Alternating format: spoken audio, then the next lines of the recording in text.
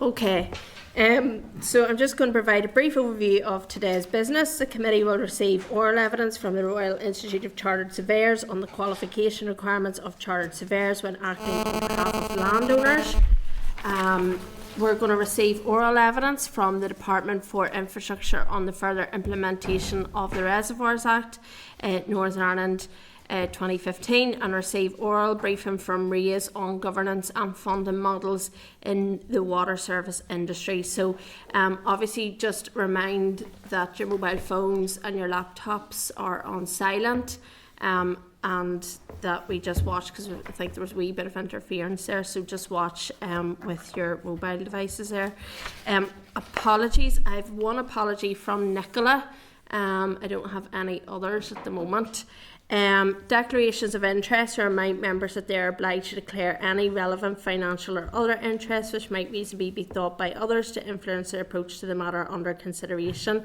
Any members who have interest to declare in relation to today's business should do so now or when the particular matter arises in the meeting. So does any members have any interest that they wish to declare?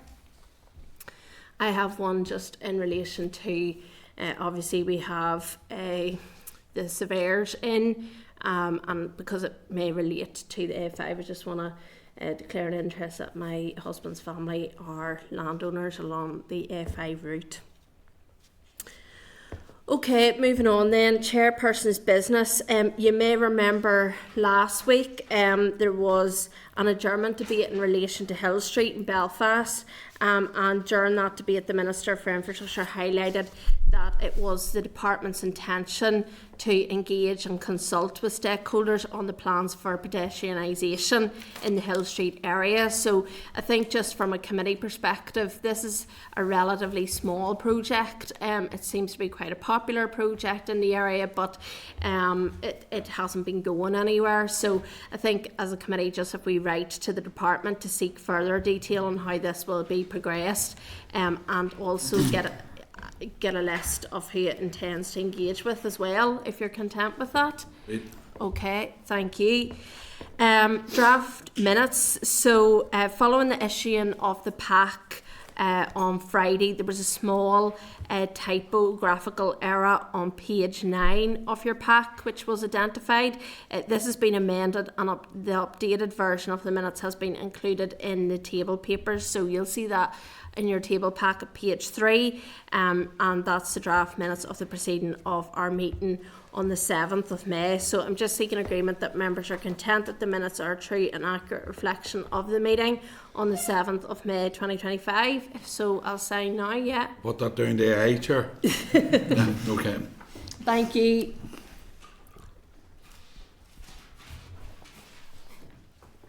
Great, thank you.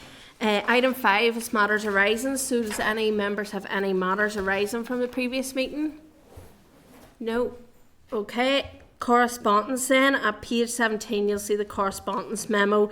At page 32 you'll see the response from the Police Service for Northern Ireland to the committee on the correspondence regarding Operation Lifesaver.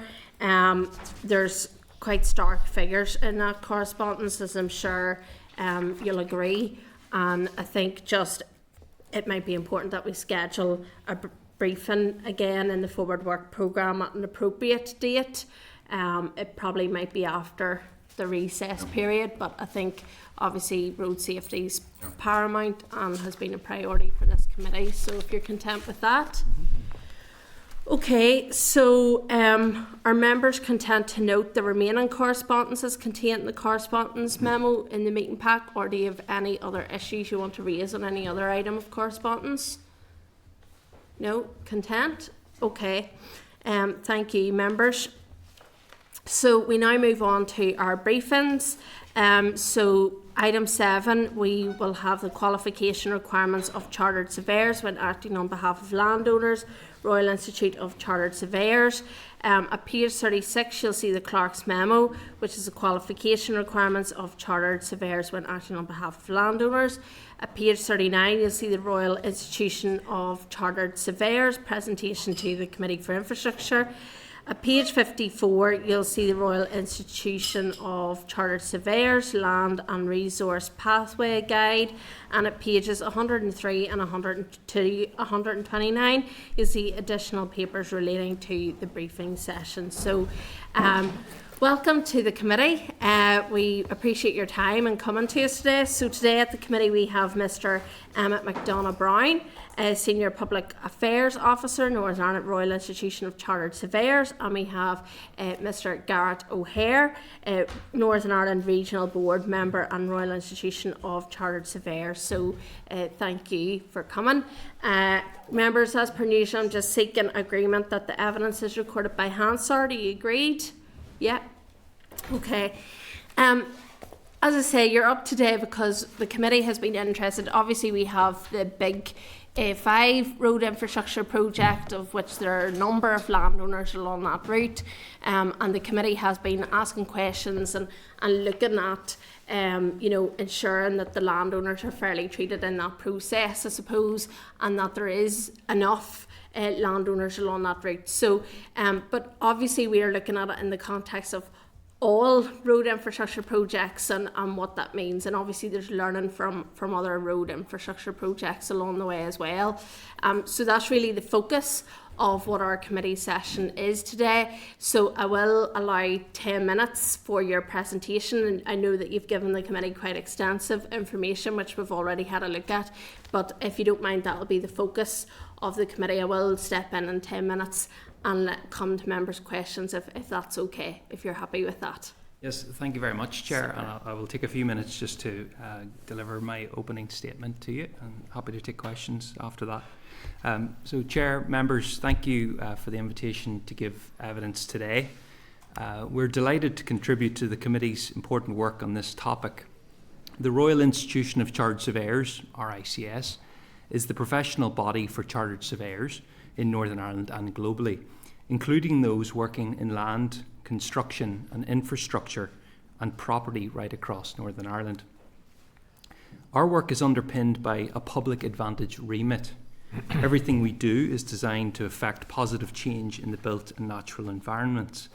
And we're here today to help the committee understand how proper professional advice, especially in complex areas like compulsory purchase, ensures that your constituents are treated fairly and achieve the best possible results when their land is being acquired. We're also committed to supporting governments in achieving outcomes that are not just legally sound, but socially and economically fair also. We understand that the members are specifically focused on the progression of the upgrade to the A5 Western Transport Corridor and understanding the role and qualification requirements of those that would act in the capacity as a land agent, where a landowner is subject to a vesting order for the compulsory purchase of land. I'd like to take a few minutes to discuss the role of the land agent in respect of compulsory purchase and to provide an overview of the approach as delivered by chartered surveyors. Compulsory purchase, as we know, is a legal mechanism by which certain bodies, known as acquiring authorities, can acquire land without the consent of the owner to support the delivery of a range of development, regeneration and infrastructure projects in the public interest. As part of this mechanism, landowners who are subjected to a compulsory purchase order have a right to compensation, which can be claimed under the following categories: the value of the land taken, disturbance payments, loss payments, and severance and injurious affection in relation to retained land.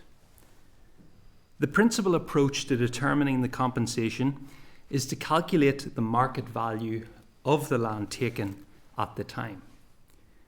Chartered surveyors follow a mandatory set of valuation standards, practices and procedures known globally as the RICS Red Book, in order to establish the estimated amount for which an asset or liability should exchange on the valuation date between a willing buyer and a willing seller in an arm's length transaction after proper marketing and where the parties had each acted knowledgeably, prudently and without compulsion.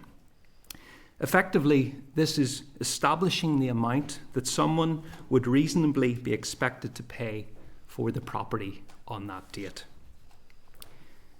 However, not all cases will relate to agricultural land only, and in some instances there will be dwellings, buildings, businesses, and development potential to consider. In the calculation of market value, the Chartered Surveyor will determine the value of any existing planning permissions or potential opportunities for planning permission where zoning or planning policy would reasonably have been permitted, had the subject scheme not been undertaken. Where part of an owner's land is compulsory purchased, adversely impacting on the remaining land holding, compensation can also be sought in respect of the depreciation in value of the land where, for example, it becomes inaccessible, unusable, or less desirable on the open market. The overarching principle of compulsory purchase is known as equivalence, which states that you should be in the same position after acquisition as you were before in monetary terms, no better or no worse off. LPS, who are the largest employer of chartered surveyors in Northern Ireland, will act on behalf of the public authority in determining the value and compensation due in respect of the land and property being purchased, and without similar advice, landowners risk being outmatched both technically and financially. The government notes in its own documentation that landowners should seek advice from suitably experienced property advisors, such as a chartered surveyor, and it is important that constituents are guided properly to obtain the right advice so as not to jeopardise their interests in the process. I'd be happy to take any questions and expand on how professional qualifications, standards and regulation can support that aim. Thank you. Thank you very much. That was super, because you're in the time, so that was great.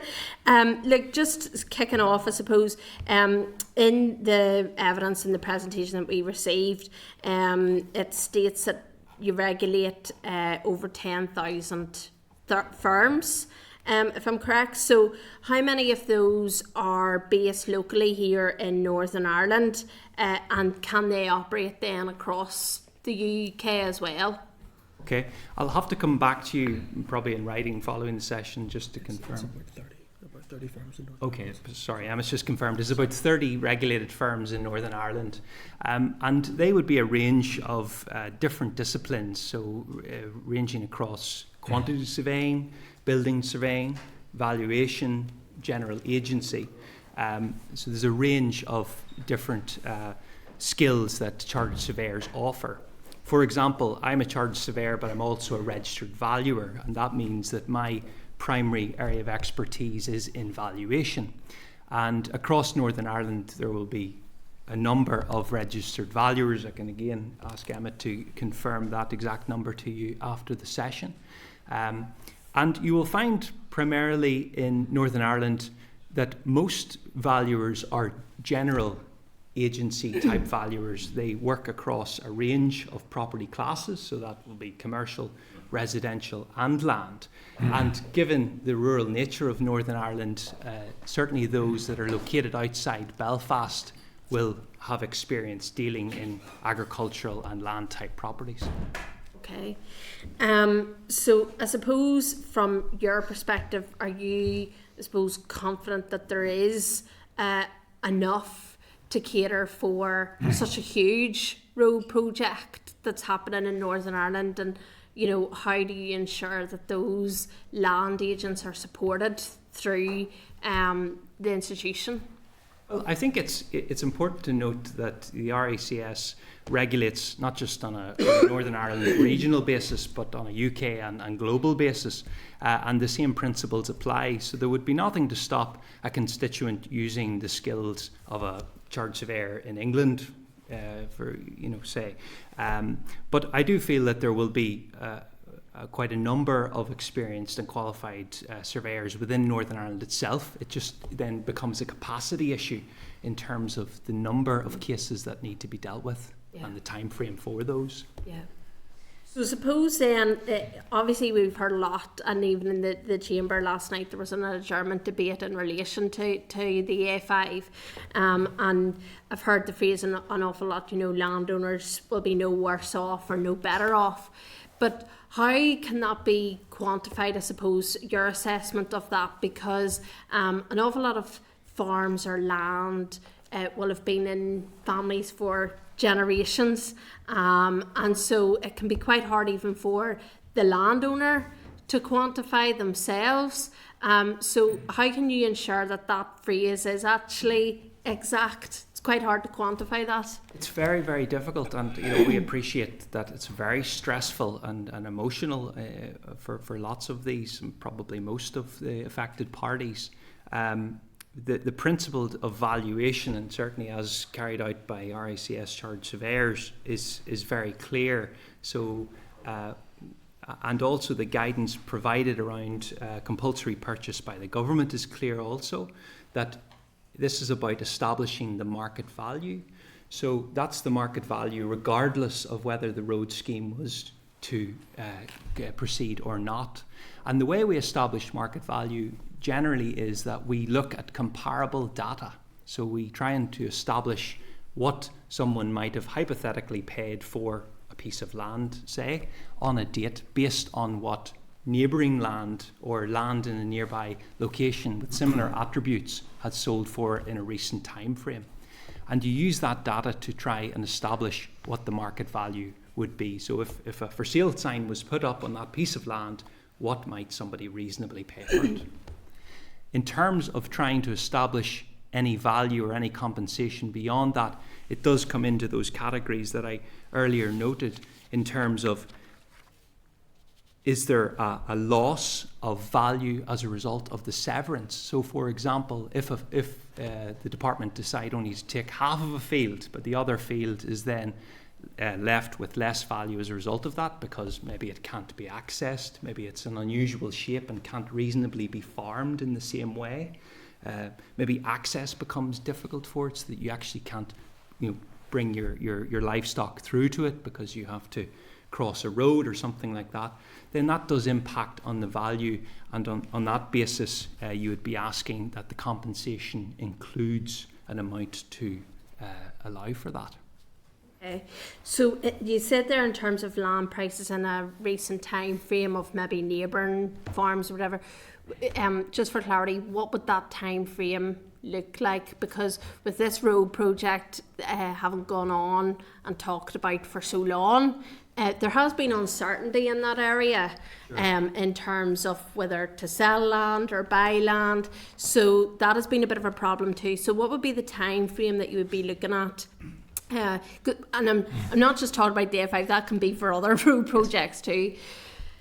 Well, you look at a hierarchy of evidence, and generally we'll look at that within a 12-month period. But in some cases where evidence isn't available, you will look further back and you'll make adjustments based on the market conditions at the time, inflationary factors that have impacted on valuation generally. But ideally, when we're valuing a property, you're looking for a similar property within a similar area that has similar attributes. If you can't find that, then you start to look at other types of property. Maybe it's within the same area, or maybe you throw the net wider and start to look at, for example, agricultural land, maybe that's within other counties of Northern Ireland, and you would then adjust that to reflect the attributes or the market conditions within the specific location of the piece that's being valued. And I suppose I'm being cheeky here, but I'm just asking, do you think that's fair? Do you think that that's fair that that net is cast wider, given that the land from an agricultural point of view can differ so much, over another council area, for example? Yes, and you're absolutely right, and values do fluctuate across counties and even across towns in Northern Ireland. But the point I should clarify there is, in terms of gathering the evidence, you might look at other areas if you can't find it in the direct locality of the subject property, but you would then make adjustments to that. So we would adjust that upwards or downwards to reflect the local market conditions. As you say, a particular area might be more deprived in terms of the market for such a property or asset, and as a result we would take that into account in our consideration. And then I want to come to other members, obviously, because it is an important topic. But in terms of the Institute's assessment of, I suppose, planning permission is a big problem. And what would be your assessments of the challenges facing or securing, I suppose, future planning permission because of maybe increased developments in areas within the vicinity of farms? Obviously farms are looking to maybe get replacement agricultural buildings, so do you see any challenges there in relation to the planning permission and securing that? Yeah, well, certainly, so I suppose in terms of planning, there's going to be issues at the outset where a farmer whose land is going to be purchased might say, well, actually, I'm giving away an opportunity I had here to build another dwelling or to build another farm shed or whatever that may be. And so at the outset, then we need to consider, well, if that's the case and there was a planning policy or planning permission in place that allowed that, well, they need to be compensated on that basis. Thinking about how planning would work for them in the future, again, it is very much about what will planning policy and zoning allow for. So it's difficult to say if a landowner loses a piece of land that they thought they were going to be able to build an agricultural shed, will there be an opportunity for them to relocate that same shed onto another piece of land? That's very much dependent on the planning policy and the planning powers around that. Okay, thank you. I'm going to move to other members at this stage. Deputy Chair. Yeah, thank you, Chair, and thanks, gentlemen, for coming along today. I think it's been really useful so far. I'm just interested in your opinions on previous schemes and how they have affected landowners. Take, for example, the A8 in my constituency or the A6. I have some constituents who are still, even all this time on, still in disagreements with the LPS. And I know in that scheme, particularly around valuation, there was a difference between capital value and market value, even on the same road or the same street. Interested to hear your thoughts on why that might have happened, and is that fair from the LPS to drag it out for so long, given how impacted some of these landowners are? Yeah, it's a very fair point, and it's unfortunately I think we experience that with LPS. There is probably if it's fair to say, some inefficiencies there, and I know myself even from having dealt with some road improvement schemes and road widening schemes, that can take years for clients to be fully remunerated. And I think it's important if this, for example, road scheme is to proceed, that there is a willingness on LPS to act efficiently so as not to create difficulties for the property owners in those cases. I think it's a very fair point, Garrett, because those schemes comparatively are small. Absolutely. And the A5 is going to be a colossal scheme affecting so many more landowners. Yet I think on behalf of them, it's hard to be confident given the experience of landowners on smaller schemes. So I do agree it is incumbent on the LPS to get this right. They say no one will be better off or unduly impacted, but clearly that's not the experience of other people who own land on previous schemes. So I agree with you in that respect. Similarly, what is your experience of how landowners have been compensated for their time? There seems to be a mass variable between the amount of money they can invoice for their time working with their land agent to get compensation. Have you seen that, and how essential is it that there's clear transparency on how much a landowner can claim for their time? Yeah, well, generally speaking, LPS will pay, what they'll say is they'll pay any reasonable costs in respect of, a landowner employing the services of a chartered surveyor to act for them.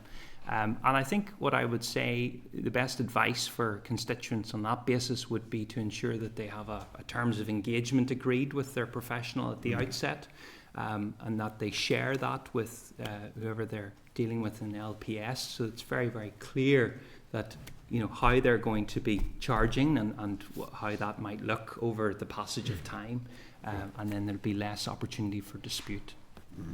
Are there any examples elsewhere on these islands about how maybe it's done better in terms of both the valuation and the process and engagement with landowners where there is a compulsory purchase order in place? that you've seen that maybe works better, or are we doing it as well as we can right now within reason? Yeah, well, look, I think because we haven't had a huge number of road schemes other than the smaller type projects we talk about in terms of improvements and widening. So, we're a bit green in Northern Ireland in terms of our approach to that, but really the fundamentals are the same across the UK in terms of how this is carried out, in terms of the requirements for valuation and negotiating the compensation is the same. So it really is just about ensuring that we can get the engagement done quickly enough. So there's, number one, as you mentioned earlier, that there's enough professionals with the skills to act quickly, to take on the number of cases that are going to come forward, and also that LPS have the resource at hand to engage efficiently as well to get those projects over the line, because obviously appreciate there's a time value to the compensation as well, and the loss of that. Final 2 points by me then, Chairman. I know the Chair covered the capacity issue in terms of both land agents and surveyors. Has an assessment been done about how many may be required to represent the amount of landowners impact at this stage? I'm not aware of that. I'm not sure if that's been carried out internally by the government yet, or I'm not sure, unfortunately. No problem. And the final one then is just around Northern Ireland Water, extending to your remit. Have you been able to carry an assessment or an analysis of just how landowners are being impacted by the lack of capacity in terms of valuation, and also on developer confidence in terms of the lack of capacity across Northern Ireland and how that's affecting development across Northern Ireland? Yeah, well, I think NI Water is a very serious issue for our industry as a whole, but also for the general economy, and we're seeing it, on a daily basis with our clients. Where we have, I was speaking to a developer yesterday who has 3 social housing schemes completed, ready to hand over, but can't get the sign off from NI Water, and as a result of that, he's not able to complete the project. His bills outstanding. It puts pressure on his own cash flow, so that puts some pressure on employment as well, but also the houses can't be delivered then to those in need.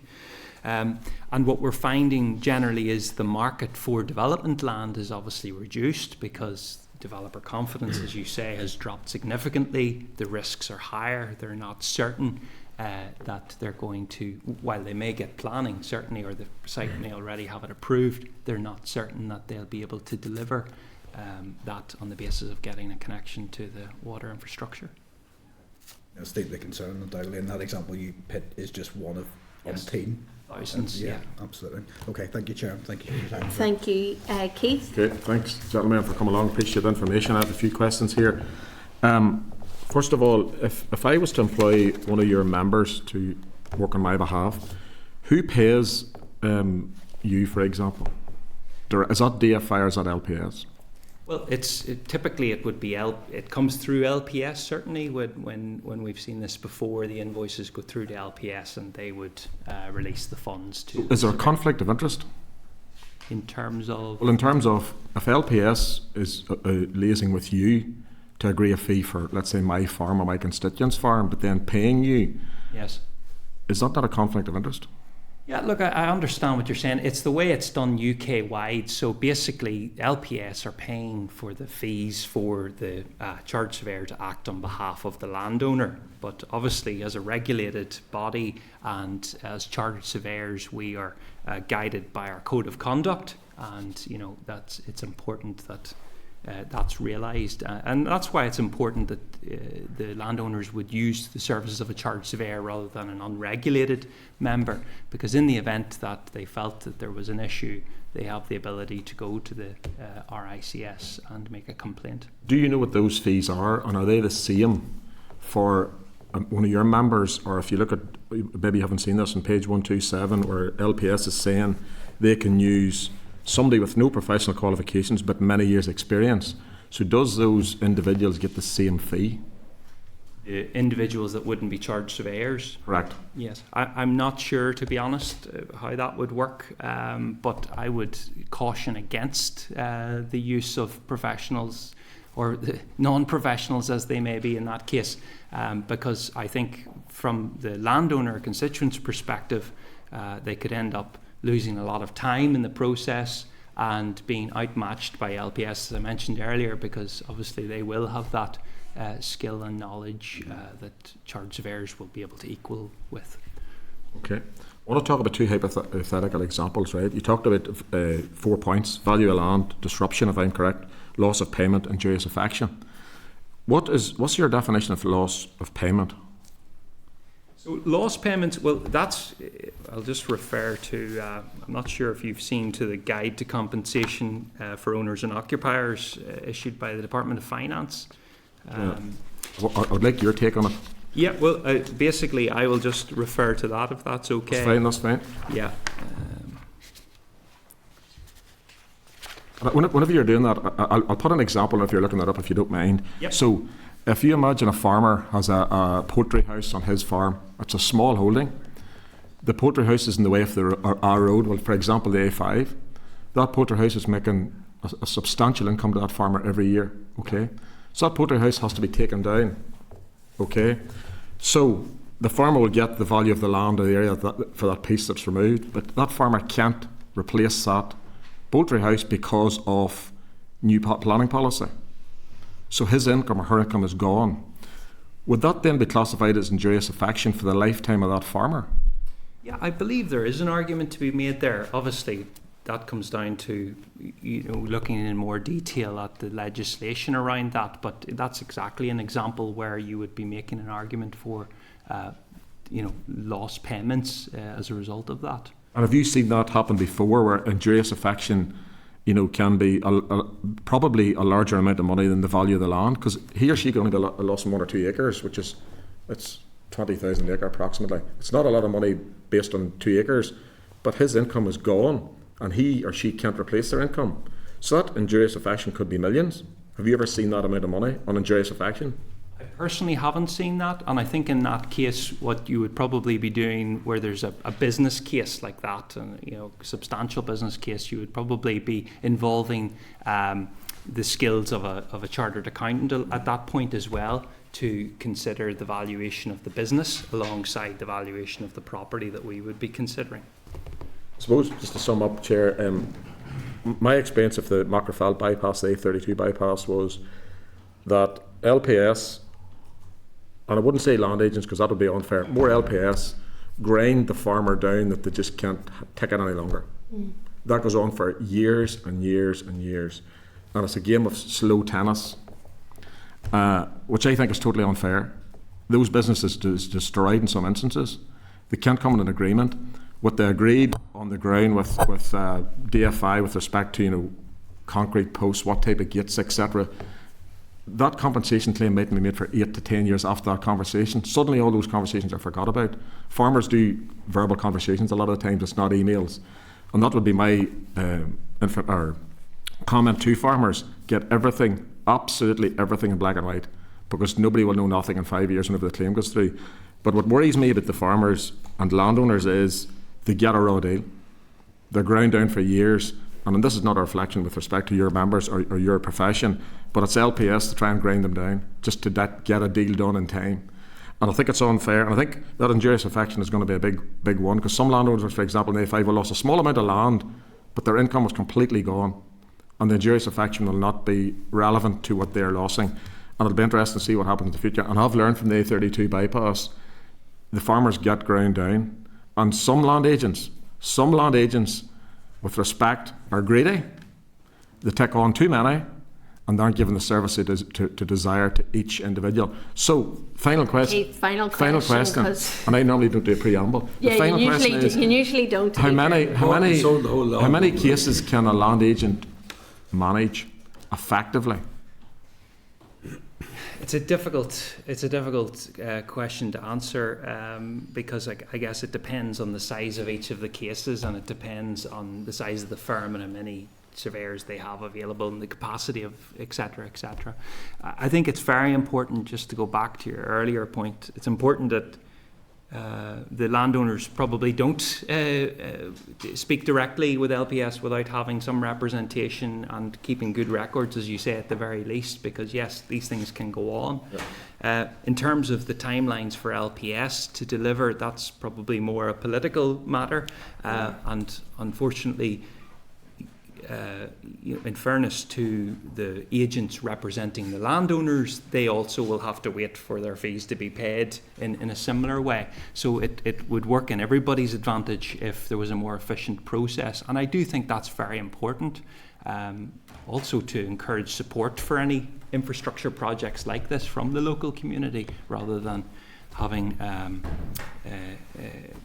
continued cohort against that. And just to finalise, I'm happy with the value of the land, the disruption, injurious affection based on the effect of a portion of land being chopped in half and then the farm becoming unviable, e.g. a dairy farm. But I'm not so sure what the definition of loss of payment is. It'd be good to get that wee bit, or even point me to that sometime. Yes, I'll certainly. That's fine. I'm not going to push you down. That's fine. No problem. That's fine. Yeah. Thanks, Chair. Yeah, and I think, to be fair, that document I know I've read it. It is useful to read through that as well. It gives a bit of a background. Cahill. Thanks, Chair. Quite interesting conversation. Thank you very much, gentlemen, for your presentation. I mean, I'm just trying to narrow it down as best I can because this project's been around a long time. So, I mean, probably my first question, and I mean, there's qualified and non-qualified, but in terms of yourselves, is there enough agents or is there not enough agents to deal with this issue? I mean, bear in mind we've been talking about this for a long period. Bear in mind you've talked about across the Isles and all the experience. I'm sure there's an example across in England or Wales that has it over the last 15 or 20 years. A project this size has come up or similar.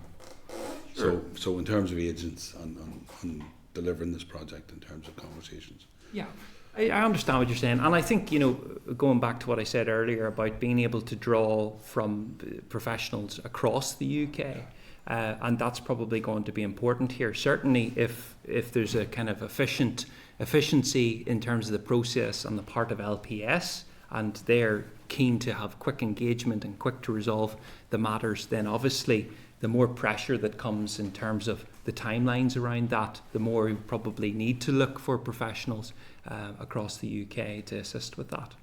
No, and I just want to move it on quickly, Chair, because I'm trying to get the hub of it, or the nub of it. Say in terms of those qualified and non-qualified, what's the main reasons, what's the main challenges for those people? I mean, anybody going there, there's people out there who's got great experience in terms of market value and capital value and giving advice and opinion. What's the main difference or the main challenge for a landowner in how they determine who to go to, and what's the consequence of that? You said earlier on there that they may seem to be more protected under yourselves as qualified as opposed to not. What's the main differences? Well, I think the main difference between someone who's a chartered surveyor and someone who's not is that we've become chartered surveyors because of our education, and also because we follow a strict procedures and rules around the approach to valuation, and that's what we do day in and day out. So we have a core understanding, and also because we're regulated by the RICS, it means there's protection then for the clients in the event that they're unhappy. Whereas if they use someone who's not qualified, there's really no redress for them in the event that the outcome is not reasonable. Even though they've been given advice for 30 or 40 years and know the business inside out per se, yeah. Look, I'm only throwing that out there. I mean, because I want to get to a point where there's enough agents, there's enough advice. Yeah. Because this is a key project and it needs to move on for road safety reasons and everything else. But I'm just trying to tease out. The other point then, I suppose, my final point, how's that process in terms of appointing an agent to a landowner? What's the main process and all that there? Well, I think just opening. Yeah, the main process would be where a landowner has been provided with notification that their land is going to be compulsory purchased. I think it notes in that probably that they should take the advice of a land agent or chartered surveyor. So the first stage in that is for them to contact a chartered surveyor, or if they don't know one, to maybe reach out to the RICS Belfast office, and the RICS Belfast office will signpost them in the right direction. And then the next stage would be that the chartered surveyor would meet with the landowner, assess the requirements, provide them with the terms of engagement in terms of what the costs will be and how they will approach that instruction. And then it is over to them, to the agent, to make contact with LPS and then begin that engagement. I asked in the context, it's not your regular thing because it's a major project. That's the context. So by now, would those landowners be familiar with the process you're talking about? The compensation and all the points that you've raised this morning? Would most of those people be familiar with that now? Or The landowners? yes. Well, I'm not sure if they would have. Like, I'm sure the information will have been provided to them because it is publicly available. But obviously, everybody's understanding of that might be different, and so it's important that their agent would be able to talk them through that and say, well, look, this is where we can look for compensation. This is the approach that we have to follow, and this is how we'll deliver that. And finally, any learnings from what happens in the 26 counties in terms of the south? Well, Or again, there's anything we can learn from what they've done in the past? yeah, look, I think the key learning is to use a qualified professional, because I've seen situations before where people who have acted as agents but not understanding the process and remit around valuation have probably created delays for clients in actually agreeing deals along the way.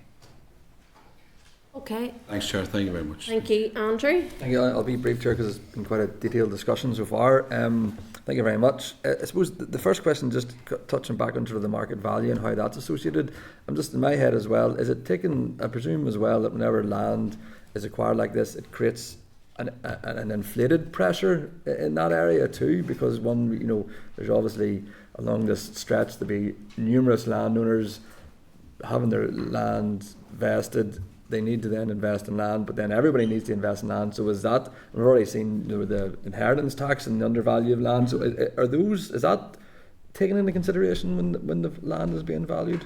Yeah, absolutely. Look, you're right, and it depends on the location, and as you say, it's just a supply and demand matter. So it certainly, if there was a supply and demand issue there, that would have an impact on the market value. But the way the market value is considered is in isolation of the scheme itself. So you're determining the value regardless of whether the scheme were to have been permitted and proceeded with or not.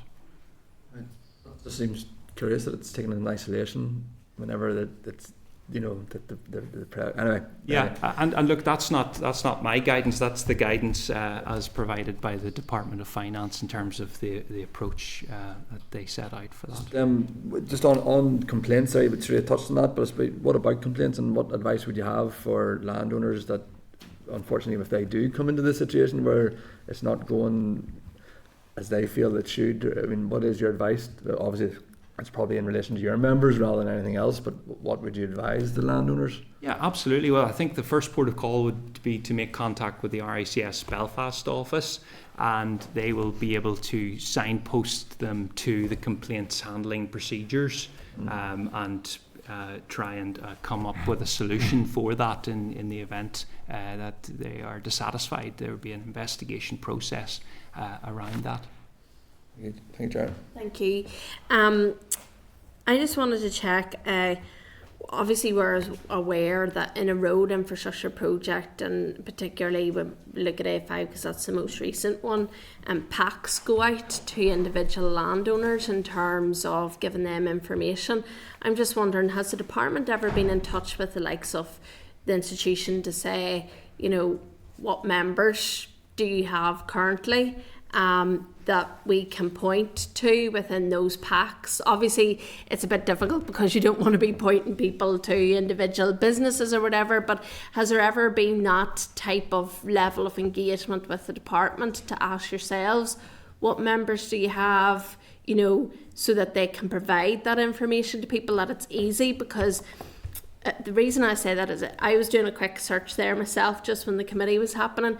It was quite hard to try and find, where these members located, if that makes sense. You would have to ring up a chartered surveyor and go, are you a member of the institution, Certainly, Chair would be happy to explore that with the department and review the correspondence that they send out to make sure that there is adequate signposting for professionals who can assist landowners in this context.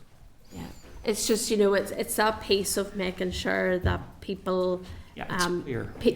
that it is clear that they have that level, I suppose, of comfort, or being able to have a mechanism where if they're not happy or they don't feel that they're being adequately served. And I'm not saying that that isn't the case, but you know what I mean whenever I'm pointing that out.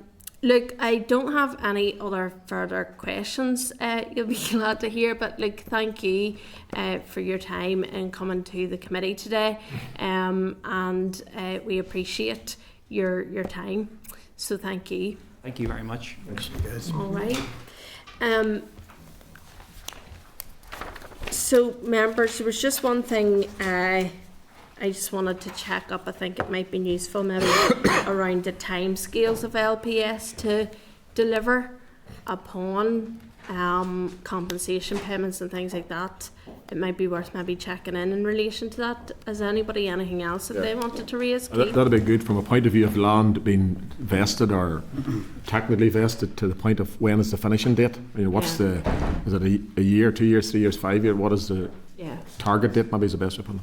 Because that goes on for a long time. Yeah, obviously there'll be the individual cases where, you know, there will be always that back and forth, but it'd be interesting just to see if they have any timescales that they have in mind. And I was also thinking just around the capacity of LPS as well on this particular scheme, because it is one of the biggest, I think, in terms of Northern Ireland. Did we get an understanding from EG, I think it's the 8, the 32, which is Muckerfell bypass, and the A6. From that scheme started, the number of landowners affected and what was the timeline of them finished, you know, what was the time, you know, the average timeline of those finished, to get a picture of what goes on here. Yeah. I think that's only €3. Is that for payment from LPS? Well, let's say complete, because some at the start will get a part payment. I'm not sure what that percentage is up front. I'm not sure what it, but I mean completion, complete. Yeah. And it'd be good to give those, that, because that's sort of across the country, A8, A6, A32. Yeah, I would give a bit of an idea. It gives an understanding. Yeah. Okay, content with that? Yeah? Yeah. Okay. So nothing else then to raise coming out of that just at this moment in time. We'll see when LPS, obviously there might be some further whenever LPS come back to us as well. Okay, so I just wanted to, obviously, as well, because this is cross-cutting with the A5, I was just thinking that maybe it might be useful just if we got agreement to forward the copy of the Institute's presentation to the Committee for Agriculture, Environment and Rural Affairs, just for their information, that they have it as well, because we had agreed that we would plan that joint meeting between the Agriculture Committee. Provisionally for the 3rd of June, if members are happy. Yeah, it's provisionally, thank you Michael, provisionally for the 3rd of June, that meeting, if members are happy, but I just think in advance it might be useful to send this to them. You content? Okay, we'll move on now to item 8, which is the implementation of the Reservoirs Act, Northern Ireland 2015, oral evidence. So at page 132, you'll see the Clerk's memo, SL1's the Reservoir Act 2015. At pages 136 to 306, you'll see departmental correspondence on updated SL1s, copies of the 5 SL1s and the consultation report on the Reservoirs Act, Northern Ireland 2015. At pages 307 and 321, you'll see the official report implementation of the Reservoirs Act Northern Ireland 2015, Department for Infrastructure, 2nd of April 2025. At pages 326 to 343, you'll see the official report, Ulster Angling Federation, oral evidence session on the implementation of the Reservoirs Act Northern Ireland 2025.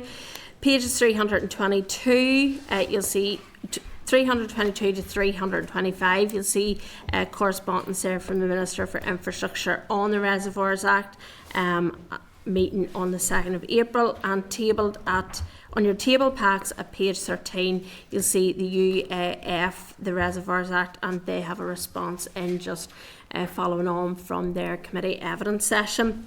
So, We welcome to the committee today Ms Alison Clydesdale, Director of Water, Drainage and Policy, Department for Infrastructure, Mr Gary Quinn, Director of the Rivers Operations, Department for Infrastructure, and Mr Jonathan McKee, Director of Rivers Development, Department for Infrastructure.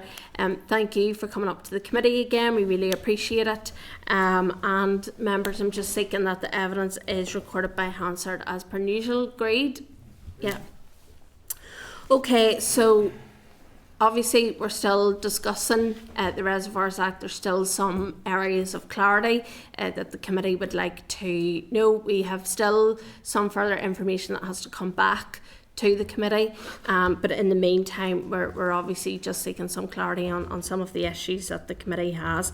So if you want to make a brief opening statement, and then I'll come to members' questions.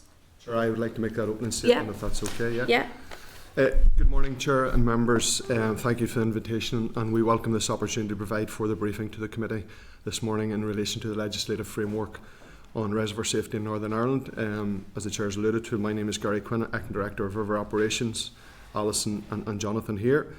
If Chair is content, I don't intend to repeat much of what has been said in the previous introductions. I propose to outline just some of the key points, I suppose, from a departmental perspective, having heard various recent briefings on the matter, and then my colleague Jonathan will come in with a few key points just towards the end. So we'll keep it fairly brief, Chair, if you're content. In terms of reservoir safety, I note from the various briefings that reservoir safety and its importance to society is recognised and understood by this committee, both by the users and operators. We continue to advise that a significant public safety risk remains without the Act being fully commenced.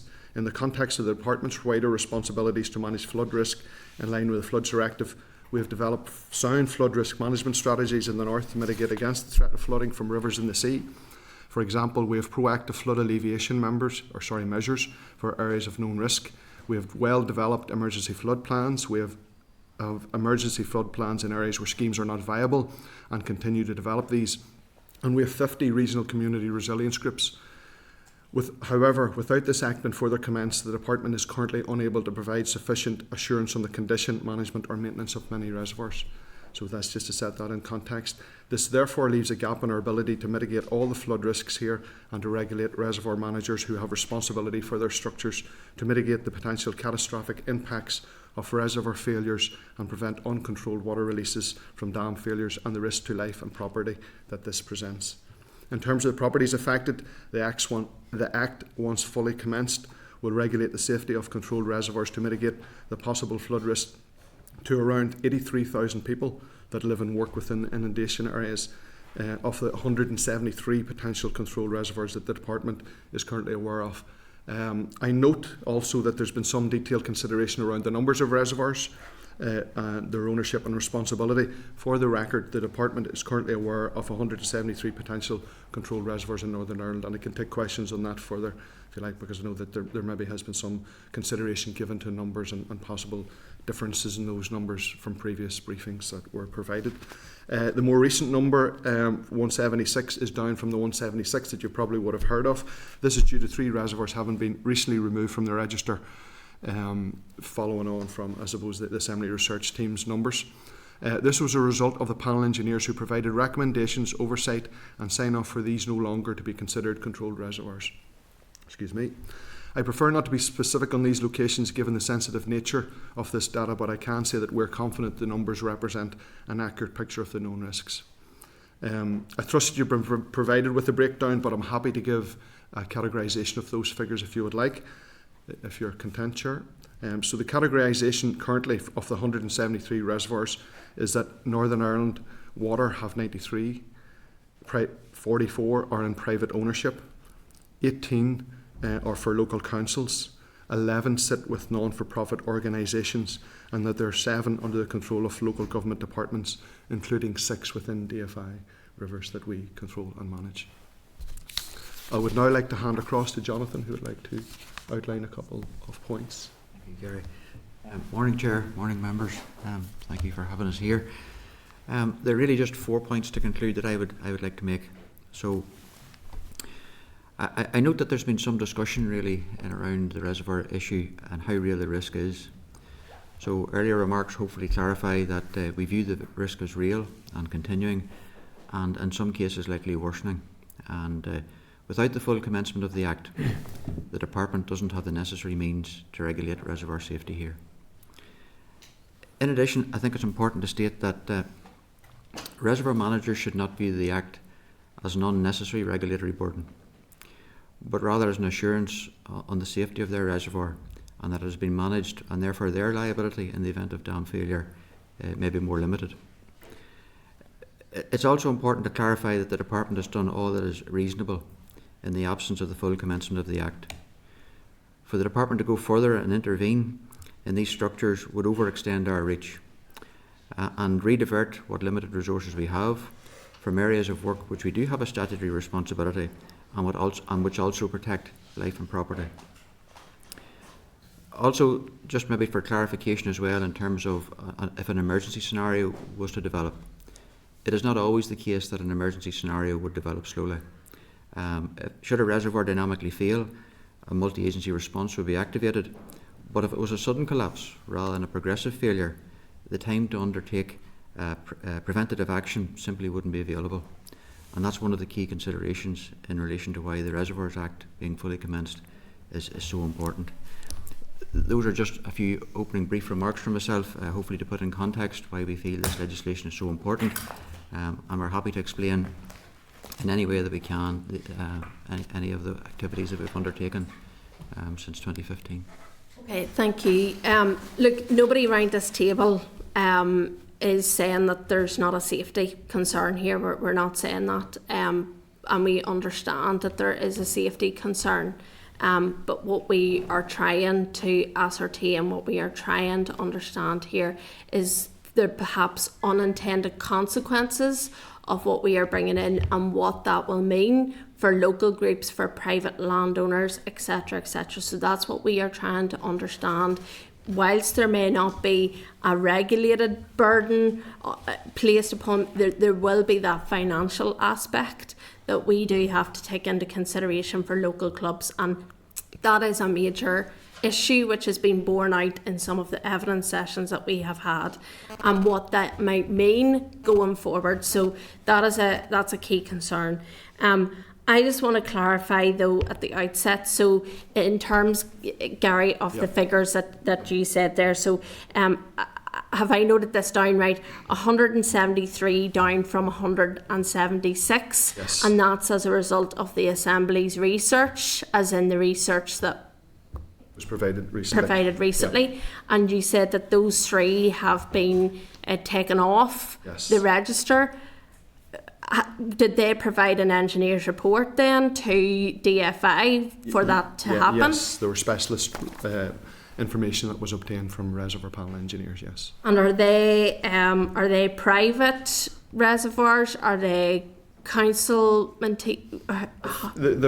was one that belonged to ourselves, and there were two other private, as I understand it. Okay, so then in a sense, can anybody do that then at this moment in time?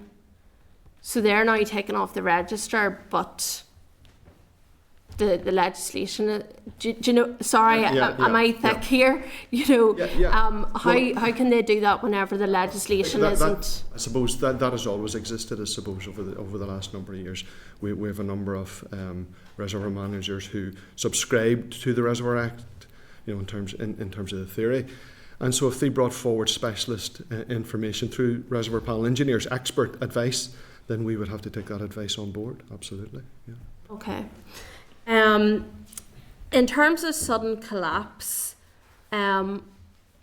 where do you expect, obviously we have the figure of, I think it's 11, you know, where you're, I suppose, concerned about. So where do you expect that sudden collapse to happen, having looked at what you have right now, you know? We can't provide that information.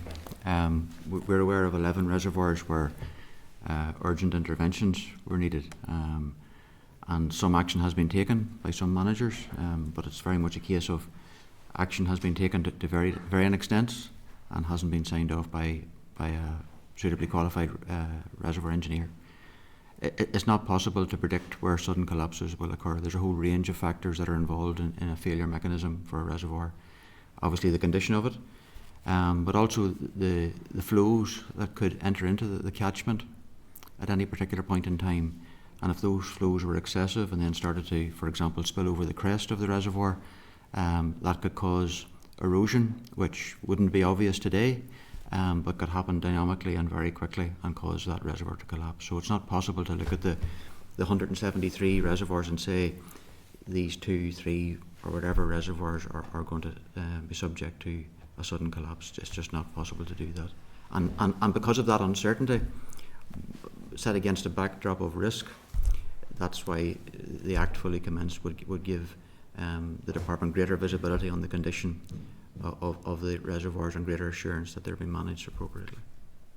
So in terms of the situation in which the department may have to step in, so step in a situation where, I'm just using an example, so step in the case of a local group that has no capital, no funding, the business case, for example, hasn't went through, we don't know the outcome of what the grant will be, but yet that is deemed as a high consequence, which may need remedial work pretty quickly. Department step in that case, or what's the situation there? Just to be clear, Yeah. I think there's been some misunderstanding perhaps around this. The department won't step in and assume the management responsibility of these reservoirs, even though some of them require matters in the interest of safety to be undertaken. That would be the department overextending its reach.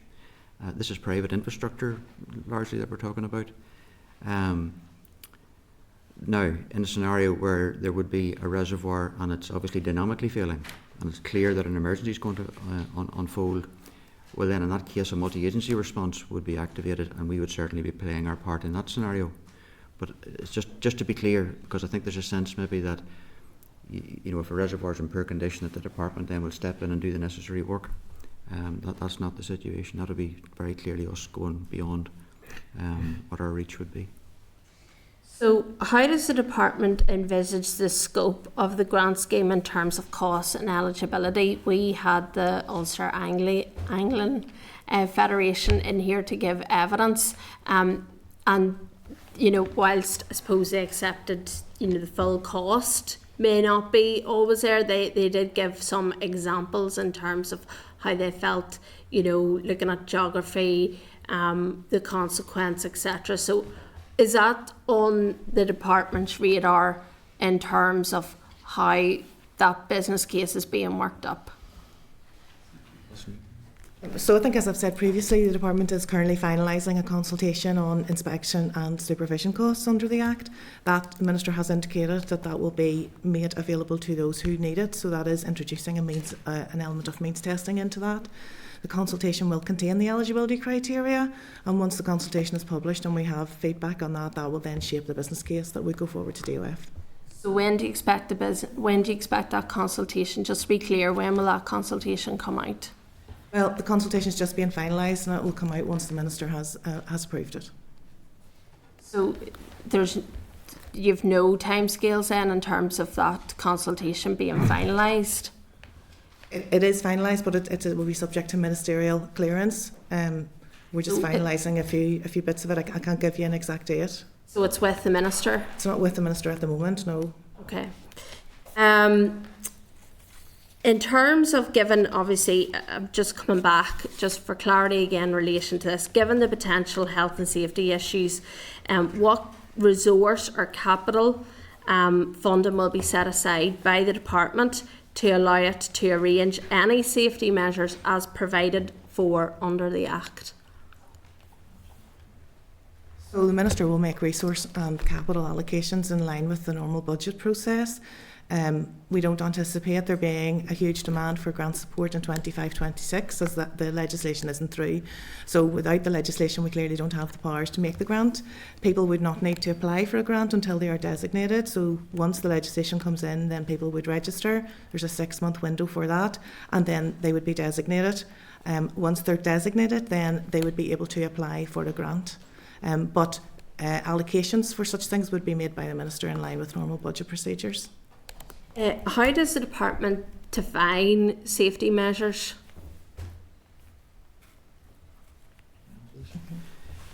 So matters in interest of safety is a term that's used by specialist reservoir engineers. So whenever they would be carrying out their work and produce a report, they would identify what they call matters in interest of safety. That can include a whole range of things. It can be bank stabilisation work, it can be erecting signage, it can be dealing with erosion issues, it can be dealing with reinforcements that's needed to the crest of the reservoir, and it can also involve recommending a further study, which is called a flood study, and that in of itself then can identify further matters in the interest of safety. So it can really be anything that's determined by the specialist engineer as necessary for the safe management of the reservoir. And the department, as you said, there's been some confusion around this, so the department will not be stepping in then in terms of remedial action that may be emergency. Obviously the department has its own stock of reservoirs, and we'll do what's necessary there in line with the provisions envisaged with the Act.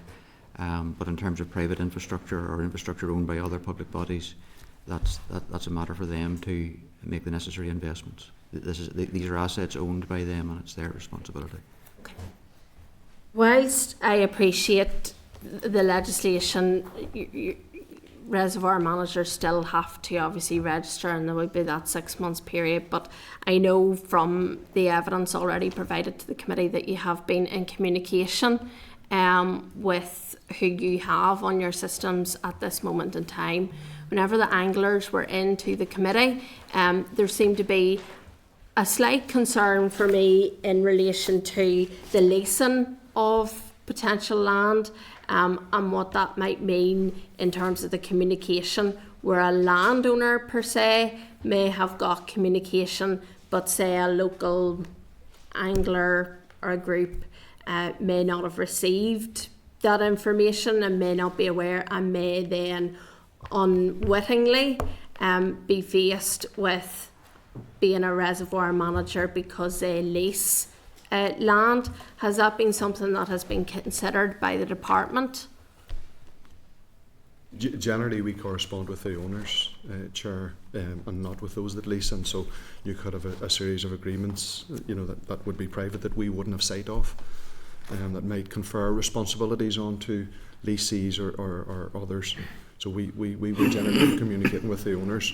But I suppose really what the Reservoir Act would do, it allows us to engage further with those parties, and we look to the likes of the Environment Agency in England, for example, who have put in place sort of engagement procedures. So they have stakeholder engagement sessions, rather to sort of to spell out some of the issues around reservoirs and associated matters. But for the time being, no, we generally would just communicate with the owners. Okay, lastly, just for myself at this moment in time, so we obviously had an oral evidence session with yourselves on the 2nd of April. We sought further information just in relation to the methodology of determining the capacity and the factors for calculating and determining the cubic volume of a reservoir. We got a response back from the Minister on the 18th of April. I'm just going to quote it if you don't mind. It states, any water held within the reservoir which is below the natural level of surrounding land will not escape. The 10,000 cubic metre threshold is determined by capacity, underlined, of the reservoir to retain water above the natural ground rather than the volume of water in the reservoir at any given time. So in noting that the department has emphasised obviously the 10,000 cubic metres as specified under the Act is determined by capacity rather than the actual water held, would an empty reservoir be required to comply and incur costs for inspection and undertake remedial improvement identified? Because we're aware of situations at the minute where people are dewatering. So what would be the situation in that case? There are two terms that are used in the Act: discontinuance and abandonment. So discontinuance is where someone would take the water level, take the capacity of a reservoir down to below 10,000 cubic metres, and abandonment is where you actually would drain the reservoir, so it's not capable of retaining any water or holding any water. To do that, though, both of those actions need to be certified by a specialist reservoir engineer. So it's not something that a reservoir manager can do themselves and just leave it at that, assuming that it's discontinued or abandoned. They need to have it formally signed off by a specialist engineer. And the reason for that is, if you were to draw down and, let's say, empty a reservoir, you need to make sure that if a large storm was to come, that it wouldn't unintentionally fill up again.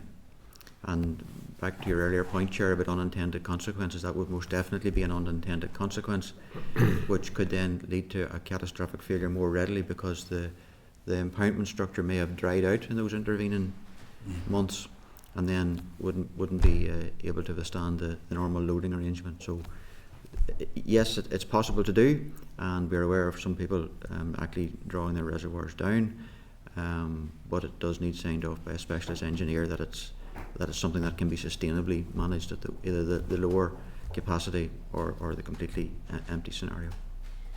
Okay, I'm going to move on at this stage. John? Yes, thank you, Chair, and thanks, folks, for coming back. You've been very generous with your time, and we do appreciate that. The Chair has covered quite a lot of the key points around this, but the first one, I just want to return to the 11 reservoirs that we think are particularly in the most need of intervention. Has there analysis been done on what the potential rough cost would be to bring them up to an acceptable standard, or is that something that would need to be done down the line in terms of an inspection by the owner? Or does the department make a rough assessment on the potential cost for those, just so we can get our head around it? Just for the 11 or the overall? Well, the 11 that are most affected, I suppose that would be a good guide as to, the worst case scenario for the worst 11 at this stage. Is that something that's been done? So maybe it might be helpful to explain to members how we arrived at that figure of 11. Yeah, that would be good. Yeah. And just take it from the top level figure right down. So in 2016 there was an audit, as you know. And there was 105 reservoir managers partook in that audit, excluding NI Water's reservoirs, because they were managed generally in the spirit of the Act. That left 59. Of that 59, 45 were identified as being in poor or very poor condition. So that's a very high percentage if you take 45 out of 59. However, of those 45, 12 were owned by government, for want of a better term, government departments, councils and so on. 6 were repaired and 1 was discontinued, as I've outlined. So that left 26 that needed to be focused upon. And they were surveyed in 2020. And out of those 26, it was identified that urgent interventions were needed on 9. Then in 2021, we identified that there were 17 reservoir managers at that stage didn't take part in the audit. 2 of those were NI Water, and there was particular reasons around that. So that left 15, and they were also surveyed in 2021 using the same approach and methodology as what was used in 2020. And out of that 15, there were 2 that were identified as needing urgent interventions. So that the 9 and the 2, that's the 11. Okay, that's the 11. Yeah. And there are matters in the interest of safety that are identified for those 11. And some reservoir managers, to their credit, have taken some steps to addressing those. But we're not aware of any of them actually having gone the full cycle of what's necessary and having them signed off as being complete. We're not aware of the individual costs. Okay. For the department to be aware of those individual costs, it would require obviously for designs to be worked up, and the reservoir managers then to share those costs with us if they have done that. Okay. It's also important to note as well, members, very often whenever a reservoir has been assessed for the first time, one of the matters in the interest of safety that will be identified is to carry out a flood study. So what that means is there will be obvious issues that need to be addressed, possibly, issues with the reservoir embankment or whatever. But there will need to be a further study to determine, can the spillway of the reservoir actually safely discharge the flow of water that may arrive at that reservoir out over the bank, for example, and not cause erosion and that dynamic catastrophic failure that I was outlining. I'm speaking off the top of my head here, I'm not aware of any of the reservoir managers who have actually undertaken those flood studies. Okay, so that in itself could lead to more works, and if it involves a spillway, those works could be more expensive. So, I know it's not the clear, crisp answer that perhaps you wanted, but it's just I know that's the way it goes sometimes. Some of the nuances and the yes, the complexity of the various layers of this issue. Okay. Well, that takes me on to the next question. That's around the grant support. I know there'll be a cost done for that based on the workings of this going forward. Is it envisaged that the grant support will go beyond the initial inspection cost for an owner that could stray into the flood study? I don't know how much that costs. And potentially, if required, additional support year on year should there need to be significant intervention that the private owner can't afford. Is that something is that envisaged, or do you anticipate that the grant will be solely for inspection purposes initially? So at the moment, we're focusing on getting the grant for inspection and supervision costs. So further stages of a grant would be subject to ministerial consideration, and we would need to put advice to the Minister on that. So what that would be a cost and potentially on the back of the costs that are borne out from the inspections, because no one actually knows. If we don't know how much the 11 are going to cost, we don't actually have a clue really what the potential cost to repair all these could be. That's right, and I think it's maybe important to state as well that the inspections won't actually produce a cost per se. They will produce a list of actions that need to be carried out, and then, as Jonathan says, you would need then to go off and get those designed, and that at that point then we'd have the cost, and we would have a much better evidence base then to develop any further stages of potential grant assistance. Back then, I'm sure you watched, or at least watched back, the really good evidence session we had with Northern Ireland Anglers Federation, who made really good representation about the size and scale of the amount of people who are involved in fishing across Northern Ireland and on sports on our reservoirs. They made the valid point about making sure that support was for those that could afford it. I'm just interested to know, have you consulted with them directly, or is that something you envisage? I know, Alison, you said about the new consultation that's going to happen. Is that something you would envisage working with them on in terms of bottoming that out? Yes, so in the previous consultation in 2022, which set out the regulations, we did engage with the anglers at that stage, and of course once we put another consultation, I will be engaging with anyone who wishes to engage with us. Thank you. Okay, thank you, Cahill. Thanks, Sharon. Thanks very much. You're very welcome again. Obviously, I have a slight different take on it because, it's been around a long time. We've had a lot of conversation in my experience, and I appreciate, Guy, you saying about whilst the owners may not communicate down to the anglers, the chair's point, there's an opportunity for consultation there, and obviously you should read a contract. When you sign a contract, people should know what they're signing up to, and we've had a good conversation with anglers, and they're genuine, and they use it and all that. My point probably is around and I've seen this unfortunately around the Armagh area. This time of the year, whilst we're all talking about we have a good spell of weather, that can cause no problems, because normally following a good spell of weather is a good spell of rain, and that is a knock-on effect. And my question really is in terms of all this. We're talking about health and safety, but we're talking about a threat to property and risk to property and risk to life as well. So my main question in terms of the main impact if we don't, because we need all this to carry out these sales, for people to do the job, what the Act said to do. So the conversation about funding, the conversation about the anglers and everything else, we need to have the regulations in place so we can more engage and continue and move that process forward. And I've listened very carefully about those concerns, and I think as part of the conversation today, my issue for us is what would be the major impacts, given that we've had problems recently this last couple of years in terms of flooding and other issues, the impacts of not bringing forward the legislation. What's the outstanding impacts, say, over the next 12, 14, 5 years, 3 or 4 or 5 years or whatever, I'll answer some of your questions, Yeah. Cathal, and maybe Gary or Alison feed in just as you feel. So in my opening remarks, I was pointing out that the risk is real and is continuing, and so it is. So there's 173 reservoirs, 83,000 people live in the inundation zones of those, and roughly 48,000 buildings. Of the reservoirs that urgent interventions were needed, there was 11 reservoirs. There was 1,100 people live in those inundation zones. Okay, and reservoir flooding is different to flooding from rivers or coastal flooding or surface water,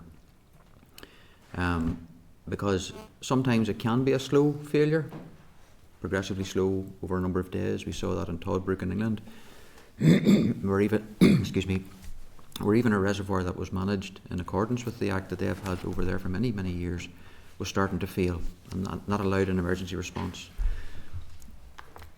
That is not always the case, and you've seen in other parts of Europe and in other countries catastrophic reservoir failure.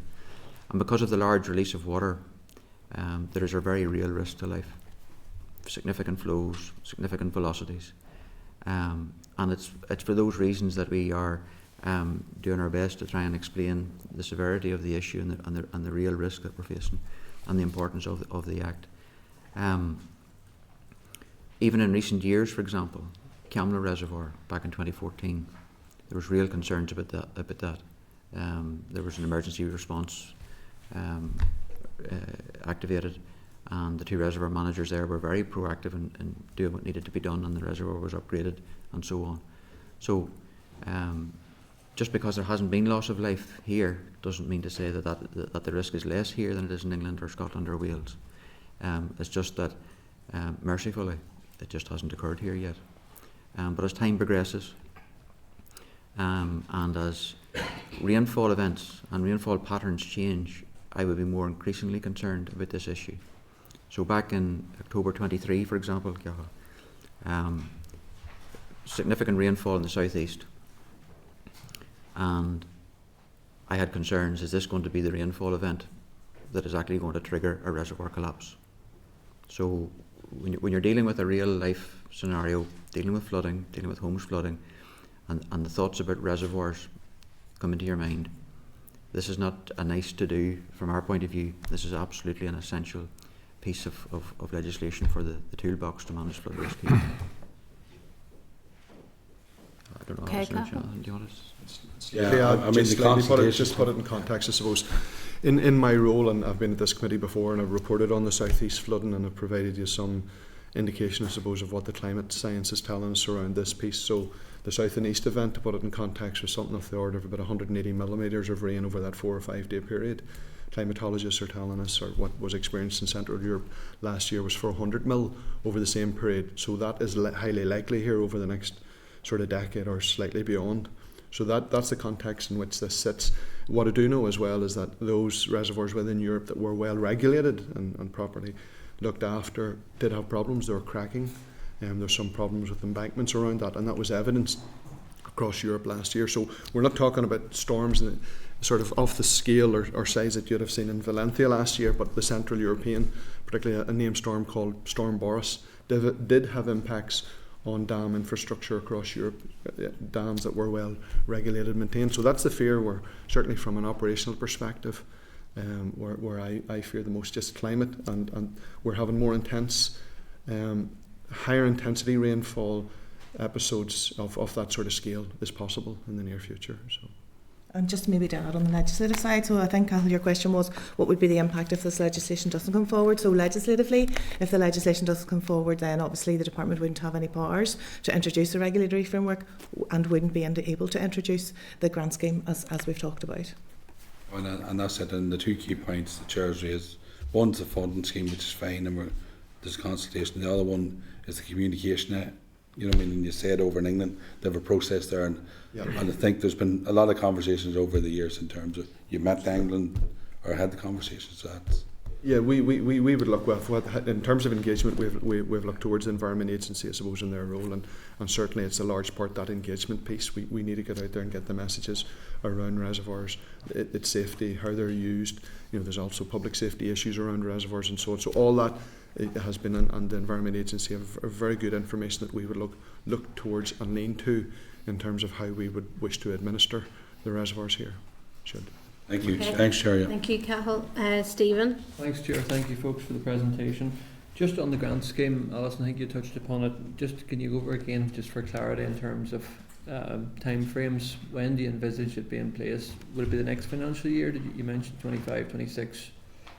Is it Well, the following financial year? it obviously can't be in place until the legislation is in place, Yeah. and then it will require approval from the Minister. But the point at which it is needed, and when people would need to apply for it, would be at the point the reservoir is designated. Yeah, but what do you envisage time for it opening at the minute? Going Well, so on? people would have 6 months to register, and then there would be another period of time to designate. So from the point at which the legislation would come into force, there would be up to 6 months to register. But some people might, register sooner. Some people might be ready to register on day one, maybe, and then they will require designation. So it's at the point of designation when the application process would be open. But the application process would then allow people to apply for grants to cover supervision costs and to cover inspection costs. The inspection is not required to be completed until 12 months from the point of designation, when the designation takes effect. So the funding, if you like, the paying of the money wouldn't be until that point. So that's why I'm saying I don't think it would be in 25, 26. Yeah. Even should we have some applications, it's not. They have another then 12 months to get that inspection done once they appoint their engineer. Yeah, no, just to reiterate, the uncertainty and concern that there is out there. Many of these groups, as you know, are modest, modest resources available, and modest in size as well. And I suppose there has been examples where sites have been abandoned, and maybe, panic decisions, knee-jerk reactions about what's potentially coming down the track, which may not be as bad as what, but I think those fears are real, and I think that engagement piece is very important for you. Do you feel there is a danger of site abandonment? Is that a real issue that you're concerned about? I think it's possible. If the Act's fully commenced, and just maybe to put a few assurances out this morning as well, we will communicate as necessary. So any suggestions around further and improved communication with reservoir managers and others, we are very open to that, because this is an issue that we want to be clear on and helpful on. And we've heard a lot this morning about risk as well, and that's right as well. But just to maybe look at it from the perspective of a reservoir manager as well, they currently today have a common law responsibility to keep their infrastructure safe. The regulatory framework envisaged by the Act would give them assurance that if a failure was to occur, that they would be able to demonstrate that they had taken reasonable steps in accordance with the Act. So that would give them further assurance. There's a separate discussion about the grant, and we've touched on that. Some reservoir managers may decide to lower their reservoir in terms of its capacity below 10,000 cubic metres, and that would take it, generally speaking, outside the scope of the Act.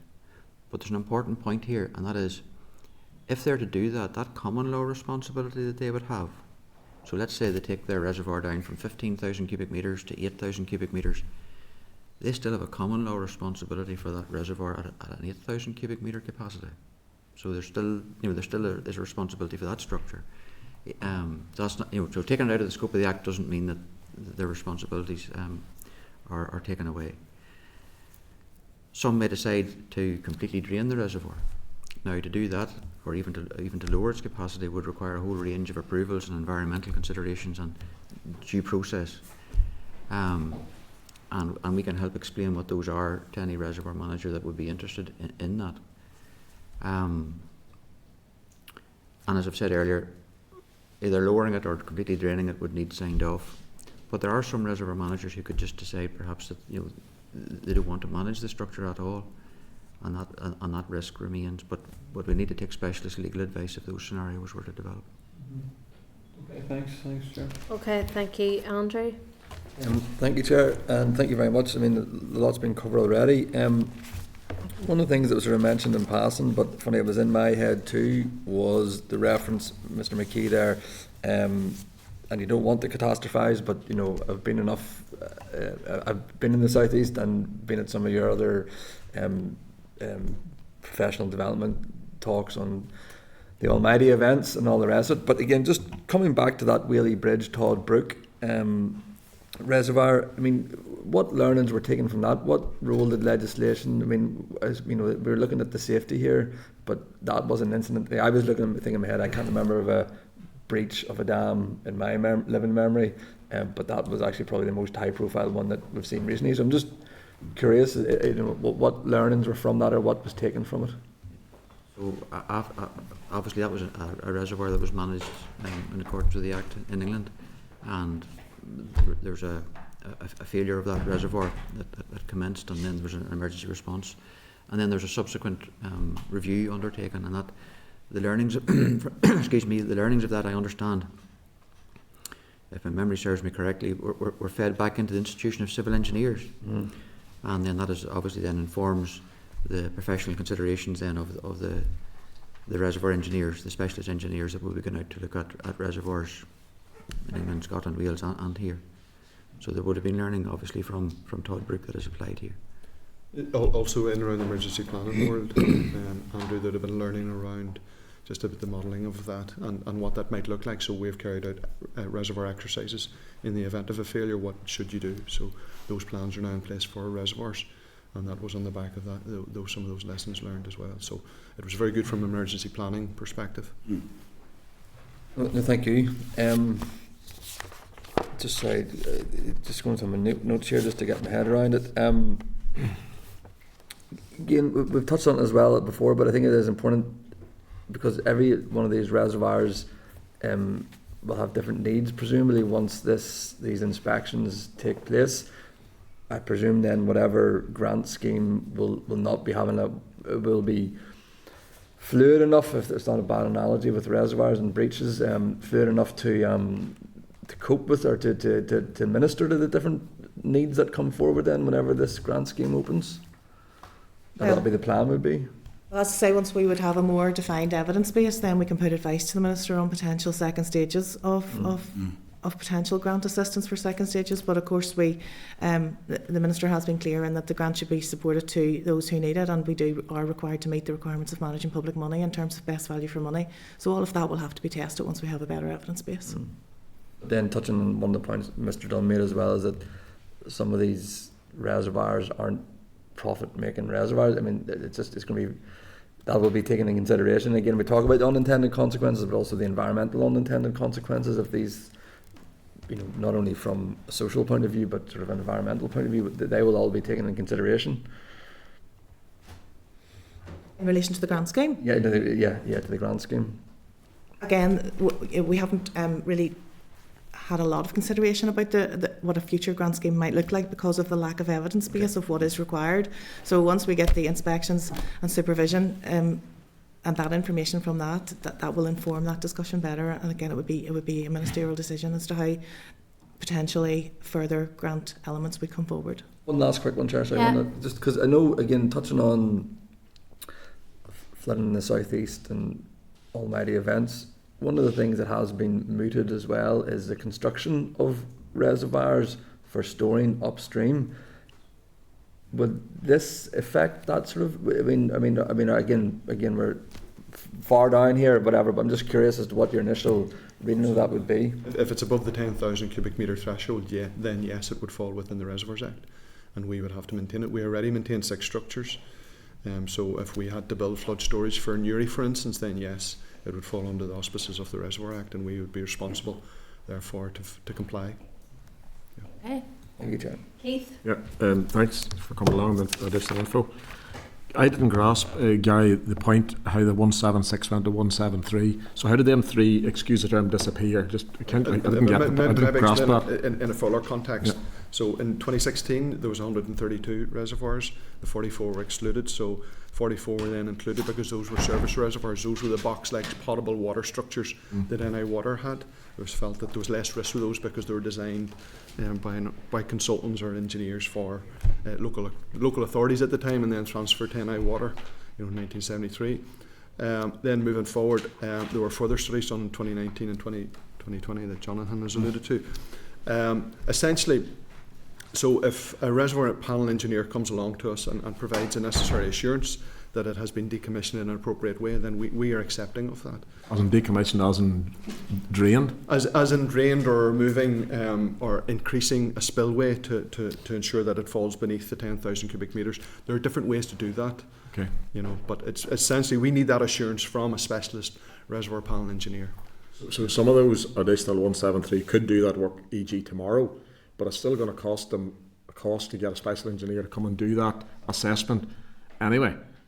It's only reducing them in the future from the additional cost as in embankment work or whatever you want to call it in the future if you did that work tomorrow. But you're still going to have the cost of the engineer, I presume.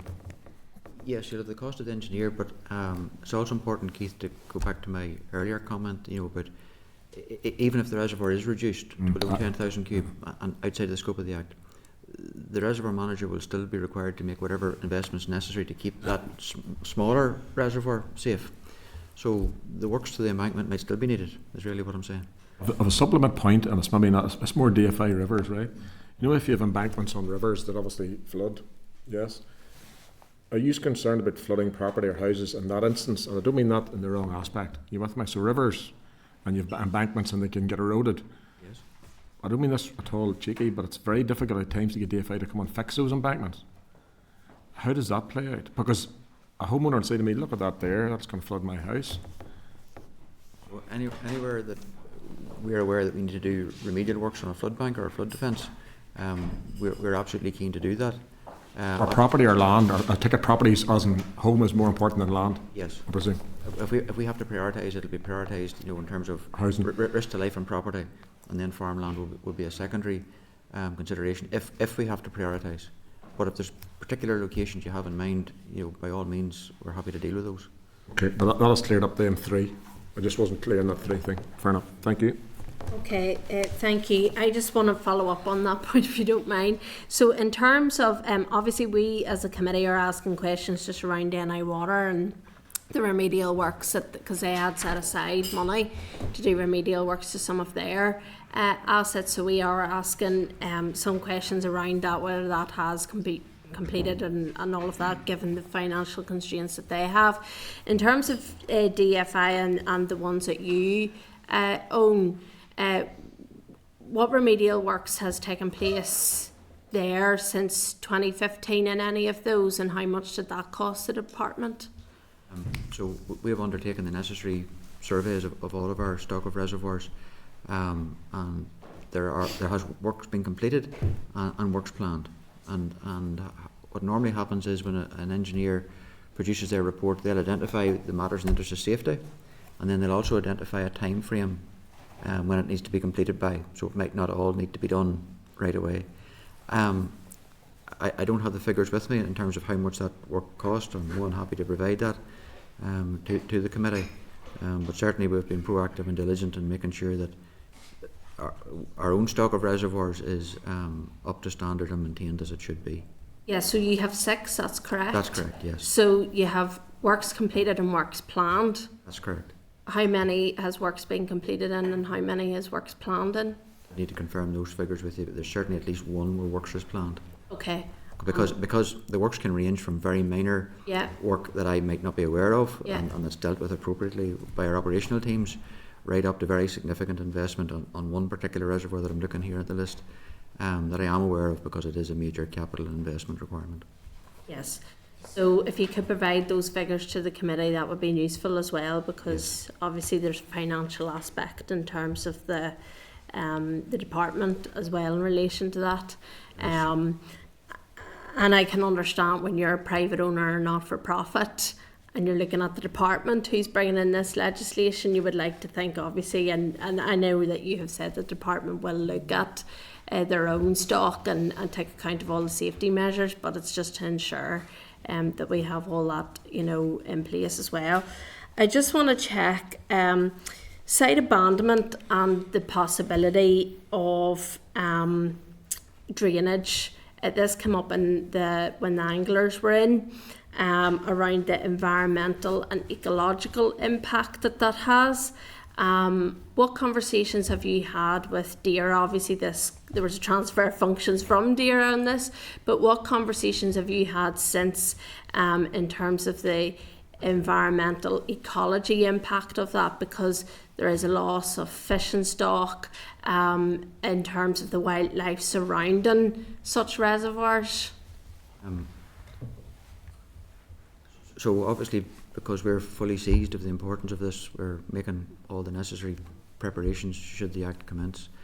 And part of that has involved conversations with colleagues in DAERA, because we are aware that some reservoir managers may wish to discontinue or abandon their reservoir, and if they were to do that, there may be environmental considerations that they would need to consider. DAERA obviously then would be the government department that would be consulted with if you were the reservoir manager. So we're trying to identify how to make that process easy for reservoir managers. But I would say in virtually all scenarios where you would be looking to either reduce the capacity of a reservoir or completely abandon it, you would need to seek approval from NIEA and DAERA for that work. Okay. Can I just go back again? Even if there is a threat to life, the department will not step in, because as far as I'm aware from the Act, the 2015 Act, there is the ability for the department to recover costs. So in that scenario where there is a very clear threat to life. So to be clear about this, yes, there are emergency powers in the Act, and that would allow the department to step in and recover costs if we were aware that there was a dynamic failure ongoing with the reservoir, something not dissimilar to Toddbrook, for example, where it's clear that there's a clear and present danger and risk to life, and something that's obvious and palpable, and we need to step in. To step in before such a scenario would develop, and to relieve, for example, a private reservoir manager of their responsibility to keep their structure safe, would mean that we would be rediverting resources away from other investment that we need to make that also keeps people and property safe. So that's why the legislative framework is so vitally important, because it's that allows the regulation of the responsibilities that reservoir managers currently have. So in terms of stepping in, that's where the threshold would be. If we were aware of a dynamic failure, something similar to Toddbrook, yes, that's when the emergency response would be activated. But presently, we have no evidence of that today. That's not to say that it couldn't commence, but we need to have those clear understandings of when do we step in and when do we not. And that's why I'm at pains this morning to delineate that there isn't a view that if the Act doesn't commence, for example, that the department will step in. So, as I said from the outset, this committee completely understands that there is a safety aspect to this. We understand that, we get that, but we are just trying to understand from none of us were, well, I certainly wasn't here in 2015, and reservoirs were not on my radar in 2015, so we are trying to understand what the unintended consequences are. The major thing for me, and I'm being blunt about this, is the fact of this could be approved, okay, and we have no real certainty or assurance that a grant scheme will definitely come thereafter. There's consultation, there's a business case, there's a ministerial decision to be made, but there is a financial situation in the department that's very, very tight. And we have very little assurance that that will actually go to the people that it needs to go to. And that's my fear with it, that we are saying yes, but at the same time can give no assurance to the not-for-profit organisations, the local clubs, that they will have support. So what assurance can you give on that grant scheme today? As I've said previously, the consultation has to go to the Minister, and we're finalising that. We're hoping to get that to the Minister in the next few weeks. So it'll be next few weeks, and then the minister has to make a decision. But ultimately, the thereafter, it's going to be very difficult. That's the situation that the committee finds itself in.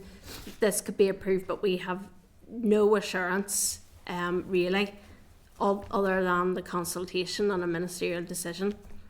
So, but look, we appreciate your time today. As I said, the committee is still awaiting some further detail from the likes of NI Water and things like that as well.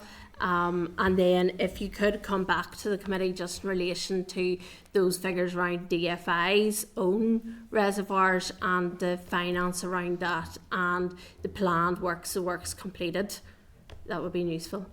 Very happy to do that, Chair. And I'm also aware that there's a request in terms of methodologies and maps and the sharing of reports. So if it was helpful to members, because I do recognise that you understand the risk, and we're trying to be helpful and explain what is a very complex subject with many nuances. So if you felt a closed session would be helpful to share some of that information, because it is sensitive, in terms of the national protocol, we would be very happy to convene that. The previous committee benefited from such a session, and it might be a very good way to just help share knowledge and explain the risk and the various nuances. Okay, well, thank you for that offer. As a committee, we'll discuss that after. We'll discuss that, and we'll come back to you if the committee is in agreement with that, if that's okay. But look, we appreciate your time today. Thank you for coming and giving some more evidence in relation to this. It's helpful. Thank you. Thank you, Chair. Thank you, members. Okay, members.